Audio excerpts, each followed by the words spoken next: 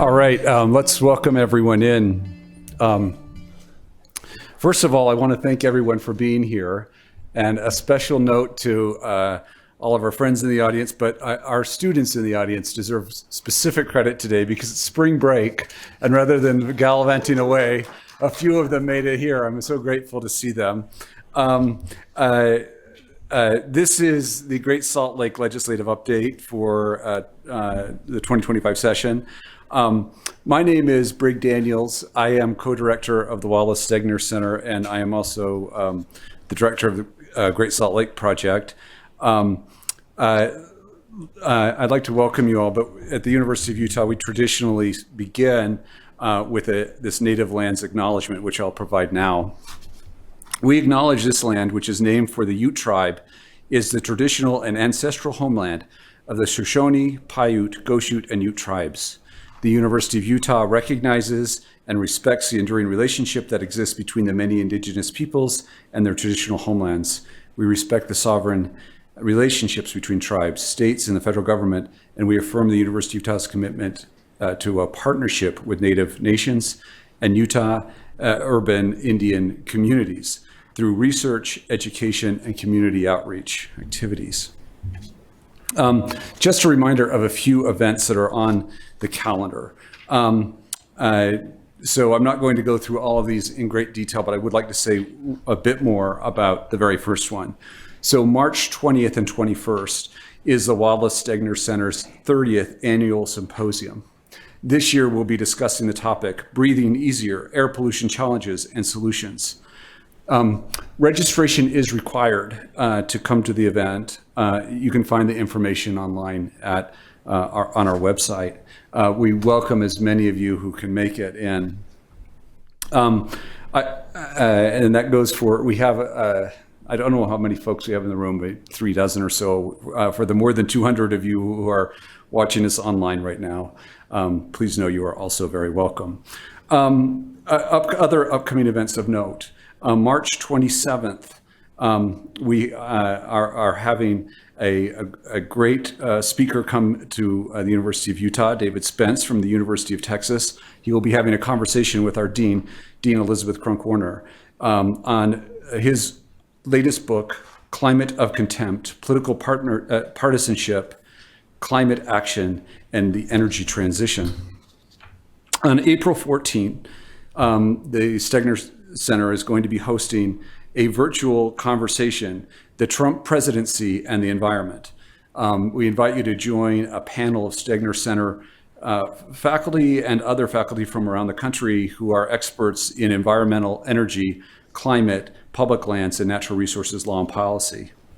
And then finally, we will have on April 3rd, Claudio Sant and Richard B. Russell, Professor of American History, Regents Professor, and co-director of the Center of Virtual History at the University of Georgia, coming sponsored with the American Center, the American West Center, and support from the Stegner Center, The Unworthy Republic, the Disposition of Native Americans, and the Road to Indian Territory.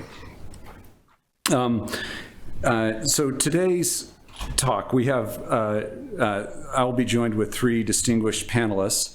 Let me introduce them, going from those furthest away from me to those closest on the stage. We begin with Steve Clyde. Many of you who practice law and natural resources and water law in Utah, you know Steve Clyde, or you don't actually practice water law and natural resources law in the state of Utah. He remains the co-chair of the firm's Natural Resources and Water Law Group. He has practiced in this area for 50 years and represents a wide range of clients on natural resources, oil and gas, and water law issues.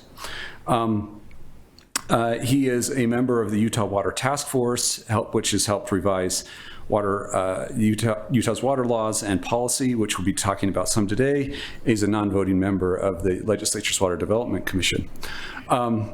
Steve was a winner this year of Utah Business Magazine Green Business Award for his help. And one thing I'll say about Steve, Utah has made a number of very meaningful changes to its water law. Not one of them, to my knowledge, has been made without Steve's fingerprints on it. He has probably done more for the lake's legal reform than almost anyone in the state. The only person who could even challenge that assertion is somebody who's actually in the legislature voting up bills. But outside of the legislature, certainly Steve Clyde is at the pinnacle. We next have Ben Abbott. Ben Abbott is a professor of environmental science and sustainability at Brigham Young University, and he is the executive director of a water conservation group called Grow the Flow.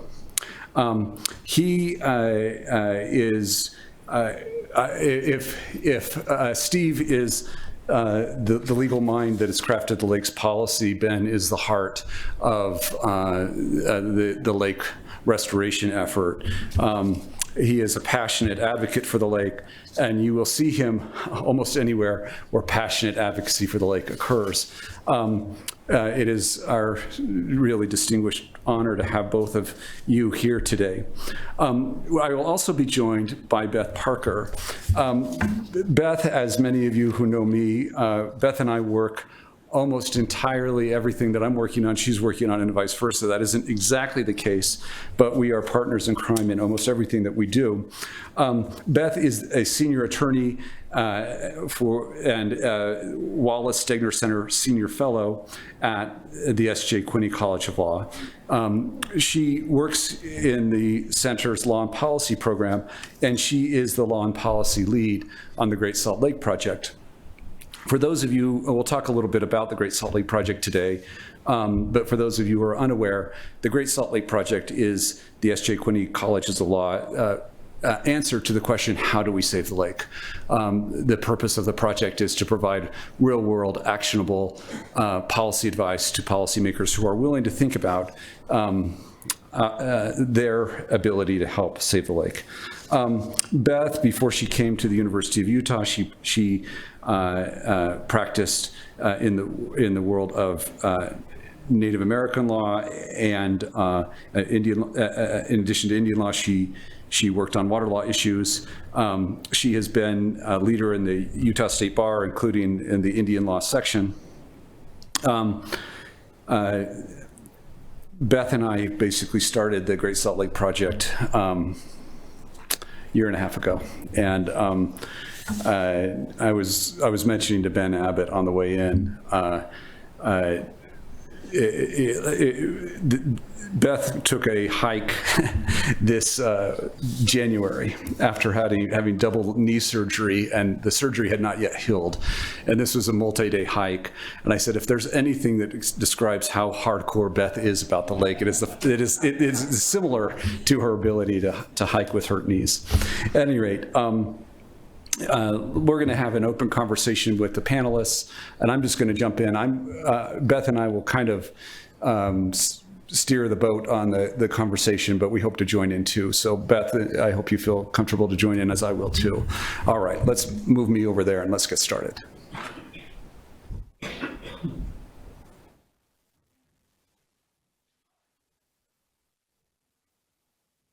If it's okay, are you hearing me up there? Perfect, thank you. I'd like to just kind of start with a little bit of an overview. I mean, one of the challenges that we have is that together we talk about the lake all the time, and we feel like we have a really good sense of what the issues are, but we know that that isn't necessarily where everybody starts the conversation. So just to basically get everybody on the same page, I'd like to ask two questions, one to Ben and then one to Beth. And the question I'm going to ask to you, Ben, is why are we even worried about the lake? Why would we have an update on the lake? What is the state of the lake? Can you talk about that? Yeah, the state of Great Salt Lake remains critical. The lake, of course, reached its all-time low a couple of years ago in 2022. It's very similar lake elevation today to where it was. In fact, we're sitting about where we were in 2021, a year before that all-time low. A couple of high water years had a temporary rebound, but there's around 1,100 square miles of exposed lake bed. And that's one of the key indicators of the health of the lake. It's also a key indicator of the risk to our community, right? The more of the lake bed that's exposed, the less water vapor that we have that's supporting local precipitation, and the more chance that we have for dust to become airborne and become particulate matter pollution. Interestingly, the salinity situation in Great Salt Lake is better than it was in 2021. So the South Arm salinity is around 10%. But that's because we have largely cut off the North Arm from the South Arm of the lake, and that's really a temporary solution. If we're looking at a holistic lake rescue, then that's something that we need to address as well. What was the other part of your question? Brig. Why does it matter that where the lakes levels are? I've seen the billboards that Grow the Flows put up are critical, that we're in critical range. Why is that? Why should that be critical? Thank you for reorienting me. So the lake's about 39% full. If we were to express, for all the reservoirs, we see a percentage that lets us know where we are. But people understand intuitively why we need water in the reservoirs, right, for drinking water, for agriculture. And it's harder to understand why Great Salt Lake is important. And the short version is, this is a keystone ecosystem that supports literally everything that we do in our community. It's at the heart of our community. It supports our local climate, our local water cycle, our local industry, our identity, right, our capital city, but also the reason why so many people are here is because of the microclimate created by Great Salt Lake. And ultimately, it's a reflection of our values.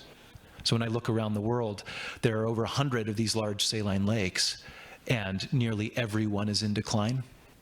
And there isn't a single example of one of these lakes, once it's slipped into decline, being restored.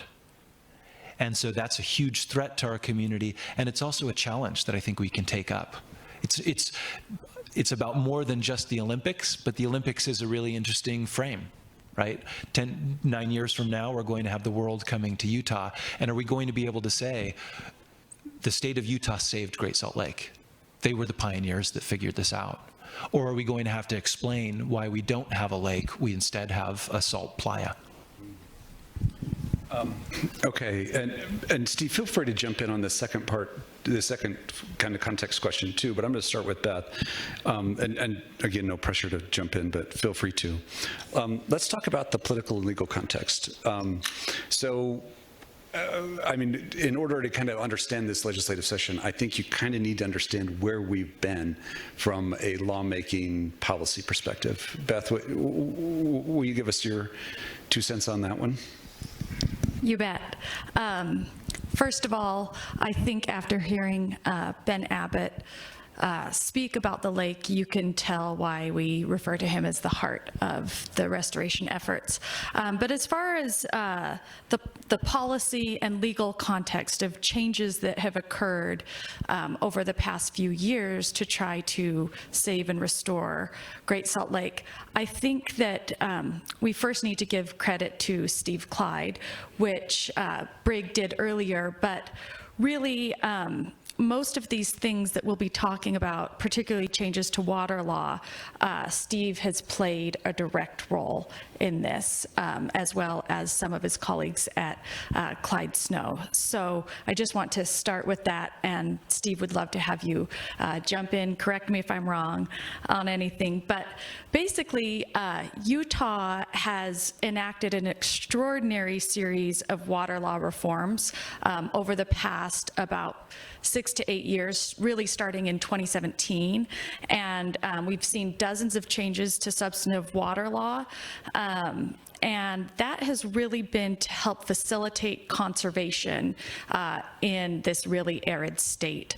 I don't know where we sit right now, but maybe third most arid state in the nation. So basically, if you know anything about water law, you know that historically water rights were founded on water security, on the principle of diverting water for consumption with the requirement that the rights holder had to continuously use it, right? They had to continuously put it to what was called beneficial use, or else they would risk forfeiture. They'd risk losing that water right, and that's known as use it or lose it, and in there you get the beneficial use doctrine as well. And recent legislative changes, one in 2017, 2022, 2023, have addressed this fundamental issue, because that creates a huge issue in an arid state like Utah. And Utah has sort of addressed this by doing a few things. First of all, redefining beneficial use to allow for in-stream flow and adding a conservation element to the definition of beneficial use, and allowing some water to be left in stream for that purpose. And that really, these reforms have allowed water rights holders to leave water in the stream for these certain uses without fear of forfeiture. And that really creates a pathway for water to make it to Great Salt Lake. And really, it represents a shift in this domain of really traditional law that's been pretty resistant to change. If you know anything about water law, it's generally pretty static. So it's been great to see Utah sort of enact some of these really unprecedented changes to water law. We've also seen an increase in a market-based approach as a Great Salt Lake tool. So the state has really encouraged market-based mechanisms to get more water to the lake. So in 2021, actually Stegner hosted a Greenbag a couple of years ago about this. There was a pilot water banking program that allowed water rights holders to lease water they were not using. And then the Utah legislature enacted a bill to establish the Great Salt Lake Watershed Enhancement Trust and appropriated $40 million to help support that. And it's actually a public-private enterprise, so it was developed with the help of the Audubon Society and the Nature Conservancy. And it's great to see our state working in concert with others. And what this does is it allows voluntary transactions to lease or sell water rights, but generally to lease rights to this trust. Water rights holders can get paid for these leases, and that water can go to the lake. We've also seen other collaborations. So we saw the establishment of the Great Salt Lake Strike Team, which is a collaboration of state agencies and Utah's research universities to come up with solutions to inform the legislature so they're better informed on how to help save Great Salt Lake. One of the biggest things that's been done regarding policy to help save Great Salt Lake is the establishment in 2023 of the Office of the Commissioner of Great Salt Lake. And the commissioner is Brian Steed. The deputy commissioner has been, up until about 2 weeks ago, Tim Davis, who is now the executive director of DEQ, or director of DEQ. And having the Office of the Commissioner has been a really crucial institutional development toward lake conservation. And he really, Brig and I have had this conversation, and we really see him as the quarterback, really helping lead and steer policy solutions, and to kind of coordinate all the stakeholders to help save the lake. And we're really, really lucky to have Commissioner Steed. We've also received federal funds, so the Bureau of Reclamation directed $50 million toward Great Salt Lake initiatives, and $30 million through the Great Salt Lake Commissioner Federal Funds Adjustment. That authorizes $30 million to go to the Commissioner's office. And we've also seen money directed toward the lake as well. So, Steve, Ben, do you guys have anything to add before we move on? Well, just to say that I didn't do it all myself. There's a group of us in the Water Task Force that were very much responsible for drafting all of this legislation. It did key off an article I wrote in 2016. I got challenged by my peers to say, well, what can we do with the lake? And I was, frankly, after all my years of practice and speeches I've given, I was through doing that. But that one intrigued me enough that I got involved. And then the governor's water strategy incorporated a lot of those plans. And then when the governor made her doorstop out of it and didn't do anything else, the task force said, this is nonsense. We need to do this because the lake needs help. And so there was a small core of us at the task force that really was involved in drafting all these bills and pushing them through the legislature. We had a compliant legislature at the time. I'm not so sure they are today, but at the time they worked very well with us. And I think we've got the tools in place now to do a lot for the lake that we really did not have prior to that. So I'm very proud of the effort we've made on that. But again, it was a team effort, not mine. And I do need to add, if anybody is the heart of Great Salt Lake, it's Linda Freitas, who's sitting out here, not me. Yeah, very right. But I do love the idea, actually, of all of us recognizing that we are Great Salt Lake. It isn't just an environmental issue, but it's really a part of our community. It's a part of us, and we're a part of it. And I heard, these are not my words, but earlier today, a friend said, save the lake, save the people. And I think that there really is a powerful, that is a very powerful idea. That's right. The race to save Great Salt Lake is nothing short of a race to save our community, the Wasatch Front, Utah, the West. And I'd love to just build on that and say that 80% of our population in Utah, 2.66 million people live along the Wasatch Front, and so are directly affected by the lake, although those effects are regional and honestly national. So thank you. I'm going to tee up a little bit of a difficult question here, and this is a hard question because the legislature earlier at the end of last year, the leadership in the legislature, starting to go in and out, they discussed that they had lots of policy priorities for the 2025 session and had done a lot with water, so we're going to maybe wait a year and see where the chips fell. Now, we did see almost a couple dozen water-related bills this session, or measures if you include bills and requests for appropriation. But I would love to ask Steve and Ben and Brig, what would you consider the most significant legislative wins for the lake this session, 2025?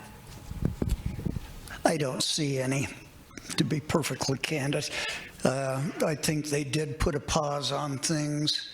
And, we've had a little fussing here and there. We've moved the water commissioner under the Department of Natural Resources. There have been a little adjusting here and there. But for the most part, the legislature really did stand back.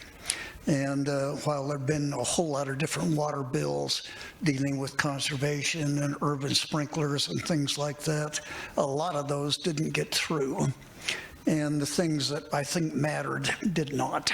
And that to me is troubling, but I think they really want to sit back and kind of assess what's happened. And we put hundreds of millions of dollars into things. What is happening in terms of now implementing these plans and seeing some results from them. And right now we still don't have a lot. And I think in terms of the lake and legislatively, it really was kind of a pause year, and Ben may differ, but I didn't see a whole lot happen this year of real worth. And I couldn't agree more. I see the same thing. And what's doubly concerning to me is the message that we got from members of the legislature and partners and agencies last year was, let's not rock the boat. You know, we've laid this foundation. We need to give it time to see how effective it's going to be. But to be able to assess how effective new policies are, they have to be funded. The programs have to be supported, and we're not going to be able to learn by trying until we really have the resources to know. So, for example, with water banking, I think it's an open question whether has water banking so far failed because it's a concept that's not adapted and not going to work, or because we haven't funded it, marketed it, provided the support for it that it needs. And that's a question you can't answer in the theoretical realm. You have to try it. And so why didn't money go toward that? Why didn't money go toward monitoring dust, right? There are programs that already existed that could have been funded, still in this let's take a pause and let's assess where we are kind of framework. So I think we've had 2 years in a row where we haven't seen the progress we needed. And this is important because as we've learned from the strike team's work, from the Great Salt Lake Commissioner's strategic plan, it's actually in wet years when we're not in crisis that we can make a difference. So if we're going to wait again until we're up against the bar, till we're at 2022 levels, there'll be very little we can do in the short term. Maybe I can just augment one little thing, just to show a little bit on the ag optimization program. That there have been several hundred millions of dollars put into that. But it takes time to engineer a project, time to implement a project, and because they're farmers, you can only do it in the off-season. And you can't really construct in the winter because the ground freezes, so it's the fall and early spring before we get a lot of active farming activity going on. And so this is going to be a multi-year process before we see results from that. Right now, it's been kind of disappointing in terms of what they've seen, but it hasn't been long enough to get a real good picture of what's going on. And so I agree with Ben that this has got to be taken with a long view. Let's get what we've done in place. Let's see how it works. Water banking was a fantastic idea. We haven't got anybody willing to put water in the bank yet. Split season leases were a great option. We don't have a single split season lease out there. And so we've got to get a few farmers who are brave enough to give it a try. And right now, that's been hard to do. A lot of are skeptical that even if I quit using my water, and yeah, you've got in-stream flow rights, and so the next diverter downstream won't take my water, and the state engineer can shepherd it all the way to the lake. How can I be assured it's going to get there? And what's it going to do to my economics? And it's those things that come back home to the water user community that are going to be very hard to work through, and it's not going to be an overnight proposition. Can I just jump in here? First, just a definitional thing. Split season leasing, this is something that you hear a lot of people talk about. But I will say, until I started really getting my head into this, I didn't really understand the concept. And this is particularly a useful tool for a crop like alfalfa, which is quite water consumptive, but has the great quality of growing for an entire season, similar to your lawn would grow for an entire season, right? That you grow it, you cut it, you grow it, you cut it, you grow it, you cut it. You might have several different cuts during a season. And the idea here with split season leasing is to say, okay, but like, let's, again, think about your lawn. If you have a lawn, the amount of water that you're having to put on the lawn in the heat of July and August as compared to what you were doing in June and May, alfalfa output per water unit is much higher in that earlier season. So what you say is, maybe we can find some people who are willing to lease to us maybe that last cut. Instead of watering that last cut, let the alfalfa kind of die off for that year. But like your lawn, if you let your lawn die, your lawn doesn't die. Come May, it comes back, right? And so the idea here is, even if one nice thing about alfalfa is you do have the ability to try to really, really focus and say, okay, this is the most water consumptive period per alfalfa unit, and maybe we can, instead of farmers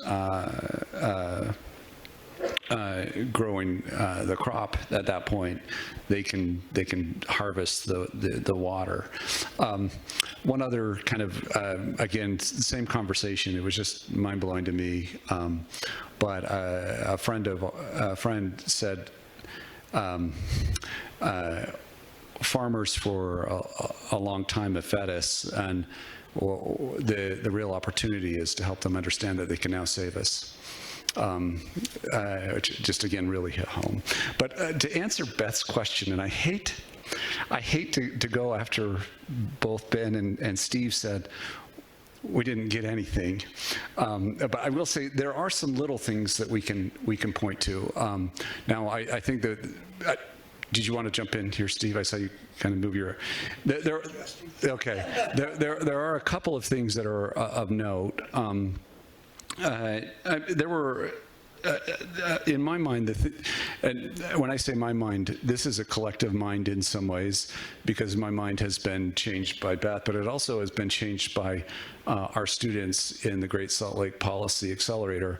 For those of you who are watching, maybe you're an alum of the university. This is a new class, and the purpose of the Environmental Policy Accelerator is to provide students an opportunity to actually work with willing policymakers to try to figure out solutions to Great Salt Lake. As I think about the legislative session, I can't really think about it without crediting their work. And we have a few of them in the audience. Just for those here in the room, if you can raise your hand if you're part of the accelerator, I'd appreciate it. Yeah, all right, yeah. Woo! Yeah, honestly, without this group, I don't know where we would be on our thoughts on this. But a few things. The commissioner's office got $1 million this year that they wouldn't have gotten otherwise through appropriations. Now you could say, yeah, the commissioner's office asked for $16 million, and both of those things are true, but to kind of the larger point that, looking for the good things, recognizing the limitations of it, the $1 million matters. The second thing, and I saw Kevin Perry as he came in, who has done such great work on the problem of dust and what threats and opportunities we have to mitigate, and threats if we don't mitigate, and opportunities to mitigate the dust. Kevin's probably done more than that on any other person. There was a proposal for about $650,000 to be funded. It turns out $150,000 was funded. Now you might say, well, again, that's terrible news, but recognize that there was a real possibility, a non-zero possibility, that number would be zero. So I'm accounting that as a win. The other thing to say that I think is a key, the key legislative change that I think happened this time around was Representative Jill Colford's bill that basically empowered the commissioner to play a more active role in this water conservation process. The way that this, as Beth had pointed out, the way that we had originally drafted, or we weren't the royal we, I wasn't involved, but the way that the state of Utah drafted these bills originally was to give power to this outside group, a private-public partnership, and they've done great work, not belittling the work that they've done. But you kind of have then an extra step that needs to be made between the commissioner's office and trying to figure out how to get that conserved water in a lake. And the commissioner's making contacts all the time and building trust with people and have the ability to be more directly involved in conversations. I think that was a really important change to give that power to his office. Anything you would add, Beth, to our laundry list, or anything you want to add to this question? I think you covered most everything. I will add one thing. related to the request for appropriation for addressing critical dust concerns. So, like Briggs said, we were very happy to see this funded. When we wrote with our students our legislative update last Wednesday, it hadn't yet been funded, and it was pretty demoralizing to think that it was just $650,000, and it would really. This is for the dust. This is for the dust, Yeah. yes, addressing critical dust concerns. So this was a request to fund ongoing research, including the installation of monitors out at Great Salt Lake, the exposed lake bed, on dust composition and air pollution and health impacts from the dust. And considering that 80% of the population, as we discussed earlier, live really somewhat near the lake, near enough to be really, really impacted by these dust storms. I was disappointed to not see that funded fully, and I hope in the future that we can see a modest proposal like this get funded fully to really help know what we're breathing in from the exposed lake bed. But, I was really happy to see HB 446. These were the Great Salt Lake amendments, Representative Coford's bill that Briggs discussed earlier. That really does help streamline the commissioner's ability to secure water for the lake through market mechanisms. So that was a win.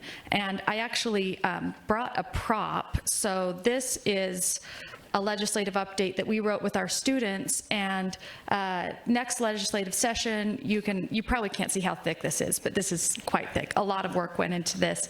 But there are a few organizations around Utah who put out legislative updates during the session, and next session we'll do the same thing, so you can always visit the law school's website, but we really appreciate the students. A lot of work went into this. Can I just put in a plug? Yes. If you go to the Stegner Center's website and click on Great Salt Lake Project, you can sign up to get this newsletter. And we will be sending one out in the next week or so explaining what happened this session, but also we'll be updating it during the interim session as well. Steve, I saw you were going to say something. Just on the dust monitoring, that one really bothered me as well, but from a very personal standpoint. I've been an athlete all my life. I've spent 40 years riding road bikes and mountain bikes in Salt Lake's filthy air, and I have emphysema, and so much for living healthy.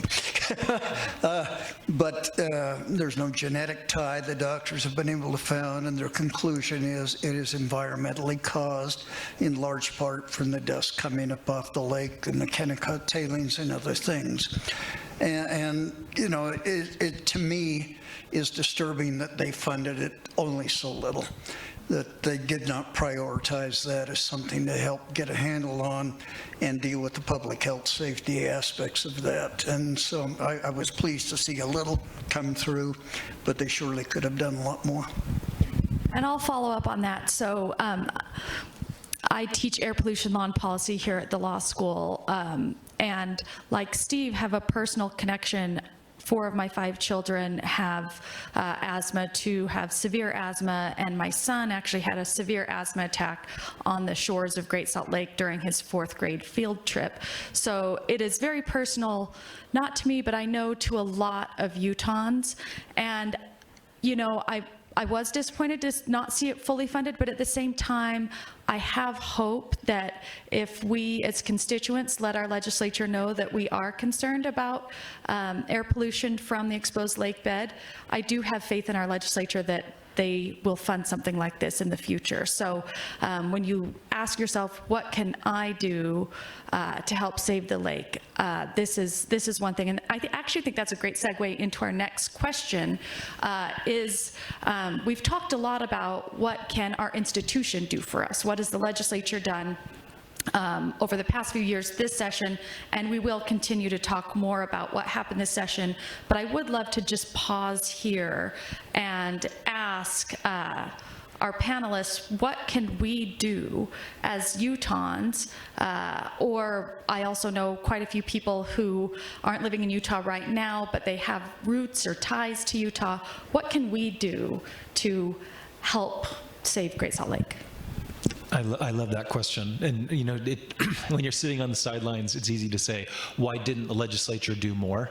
And I love this question because it empowers us. And it also recognizes that the legislature, we sometimes talk about them as leaders, but usually they are followers.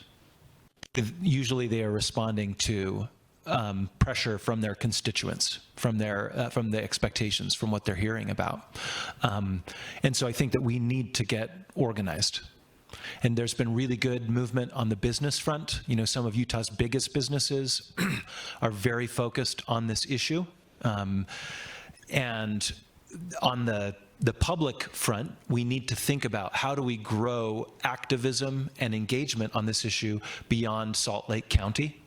Right? It's clear, and there's reasons for this being the nucleus, but we also need our representatives in Washington County, Southern Utah, Cache County, Box Elder, Summit, to hear from people there.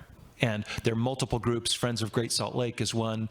Grow the Flow is another. I invite all of you to join ranks, right? We have to be more sophisticated. We've seen many examples of the legislature not only responding to, but completely changing their priorities based off of organized citizen lobbying. And sometimes this has gone in bad directions, right? We saw a science-based COVID response turn into a non-science-based, cultural, ideologically driven response because of public involvement. Well, we need to do that with Great Salt Lake in the other direction. You know, the state water strategy that I think you were referring to before, Steve, it called for $60 billion of investment in water over the next several decades, more than $1 billion a year. And so we're underinvesting in water overall and severely underinvesting in Great Salt Lake. The only way that's going to become a priority is if our representatives, senators, our executives are hearing from us regularly. So please join the movement. And that's actually, thinking of optimism, this is something really good that is happening, right? The business community attempted multiple times this session to lobby the legislature. There wasn't much receptiveness there. And I think many of those business leaders realized, okay, we need to play a more active role. Likewise, we as the public, let's not just get angry or discouraged. Let's become more effective. Let's get better organized, because there are tons of great ideas about what can be done. Number one, fund the programs that are already in place. Number two, identify what the highest impact changes are.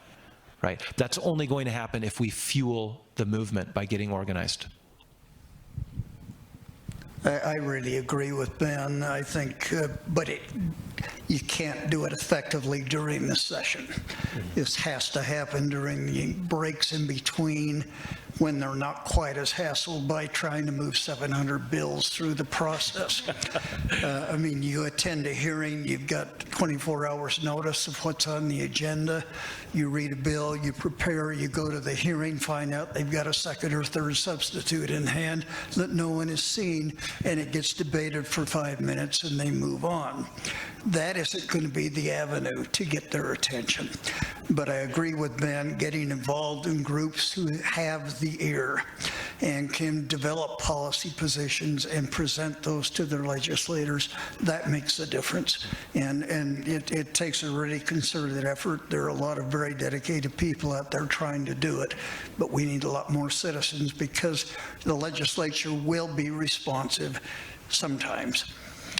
We've seen with the public unions and collective bargaining, they are not always receptive to their constituents, but on these issues they have been. But they've got to hear it in their time frame when they can react to it, and during the session isn't that.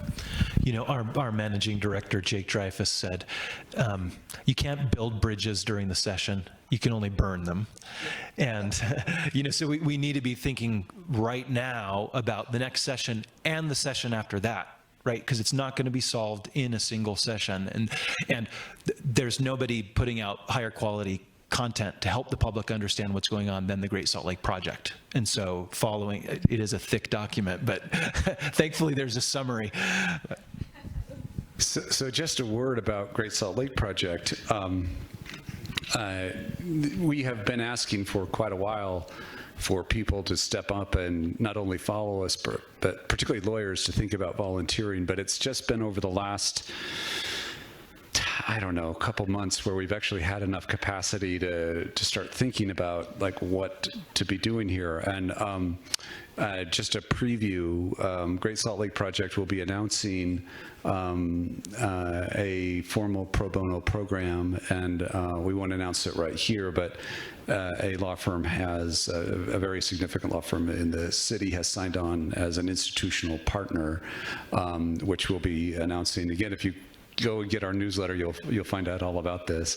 The second thing I would say that is interesting from this conversation is, and I'm not saying that it's misplaced. I do think that, well, we convened the legislative update, so to talk about the legislature is not a big surprise. But I do think that there are other policymakers that have a role in helping us save the lake. We are working at the Great Salt Lake Project, as a number of different institutions are, including institutions at Utah State, the League of League of Cities and Towns. I mean, there's a bunch of government, quasi-government programs as well that are focused on this, including a contractor that got a contract from the Great Salt Lake Commission, or the Great Salt Lake Commission, Great Salt Lake Advisory Committee, GSLAC, sorry, but focusing on what local governments can do and how local governments might be able to push the ball forward. We could have a different conversation about what our federal delegation might be able to do. Representative John Curtis is somebody who has said that this is an issue of concern. What should someone like now Senator Curtis be saying? So, I mean, and then I think that there's this question that is, I do think the most important thing a person can do is get involved in their local community and in the politics side of it. That's not to say to be partisan, but these solutions are often going to be institutional, but I think that we all touch institutions of different sorts, and maybe it's something as basic as your household or family, but a lot of progress can be made when individuals where they sit ask the question, what can I do to help? And that may be also demanding political representatives to do something, but I don't think it is just that. But I think ultimately, if we are going to save the lake, we are going to save it together. And I'd love to point out one thing. If you read any of the reports really about Great Salt Lake and sort of how we got ourselves into this situation, I'm thinking particularly about the original Great Salt Lake Strike Team report in 2023 or the Commissioner's strategic plan. We learn that this really is a human-caused problem. So most of our water that would make it to Great Salt Lake is overused by us. This is a human-caused problem. There is some climatic variability in there, about 13 to 15%, and about 9% climate change. The rest is overuse by humans of all our three major tributaries, the Bear, the Weber, and the Jordan, flowing into Great Salt Lake. And the hard thing, but also the really great thing about this is that because it's mainly a human-caused problem, and yes, we'll still have some climatic variability.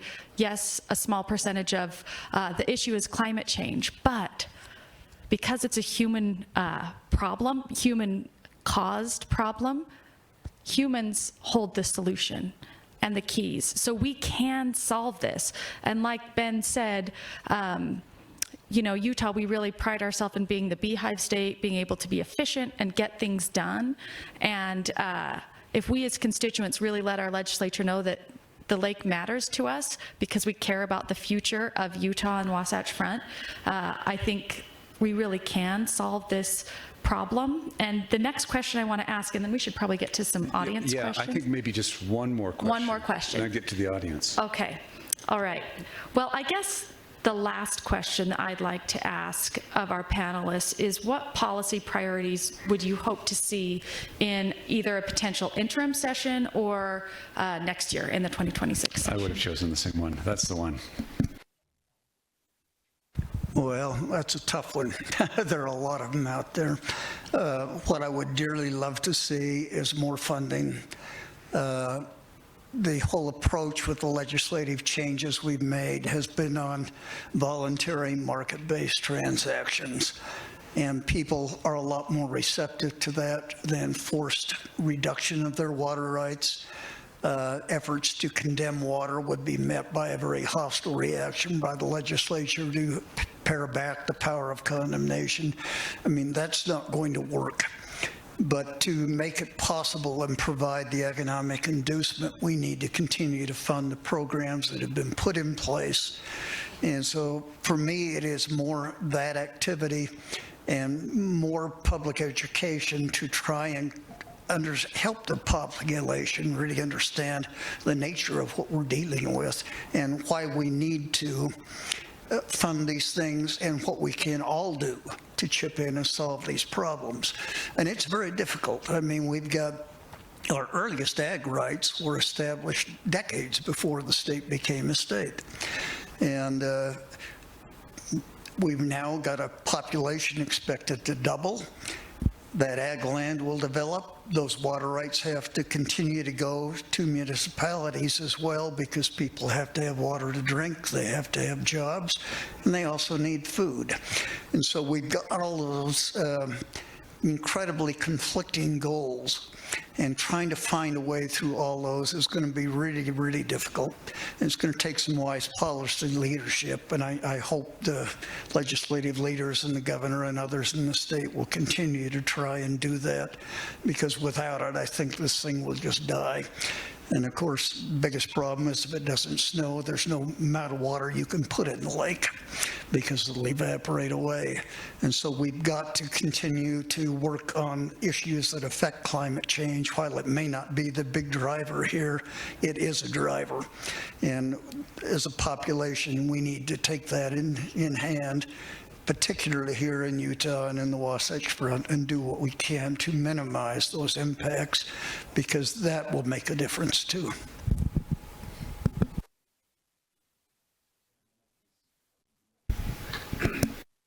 But just came back. I really agree with Steve. I think we need a roadmap that compares what has been done, where are we now, and what are the most promising options ahead. The one thing that I'd add is the market-based solutions work best in an environment where there is current and threat of future regulation. And so just saying if we offer money for water, that there are some negative things that could happen as far as water speculation. And if instead there's an incentive, if you participate now, you will have locked in above market rates, right, for early adopters to get this started, to evaluate what's going to be effective. And if you don't, we're going to need to eventually have required conservation measures. Right, and then that creates a time-sensitive mechanism to encourage not only people to participate, but to get in early. And there's really interesting work that's been done on this in the research world. But then I also think we need a marketing campaign for the lake. And it's the legislature, I understand they don't want to stoke discontent about where the lake is, but if we could shift the thinking, this is going to be Governor Cox's legacy, either in the positive or the negative. And so let's put that into the positive realm. Is he going to be the governor that saves the lake? And I hope and pray and am working for that to be the case. But that's the case for every legislator who's there right now. When we're looking back 10 years from now, it's the case for every lawyer here, every scientist working on the lake. Are we going to be part of that legacy of success or not? And so I think we need really clear messaging on that. Steve? I think that one of the things I would add, it is surprising to me, maybe not the average person. Maybe the average person in Utah doesn't understand the nature of the problem of the lake. But let's talk about at least the average person who understands the nature of the problem. If you ask people, okay, so how do we solve the problem? It's almost policy illiteracy at this point. The thing that people will often say is, well, it's all the alfalfa farmers, so we just need to take away their water. And in a lot of ways, that message is probably, ironically, the biggest hurdle to overcome to actually make good policy is that the alfalfa farmers are then afraid that that the water is just going to be taken without any compensation. And I think that one of the things I would also like to see, in addition to the things that are pointed out, is in addition to the public understanding the nature of the threat, I'd like them to understand the nature of the solution, or the possible suite of solutions. Beth, do you want to answer it?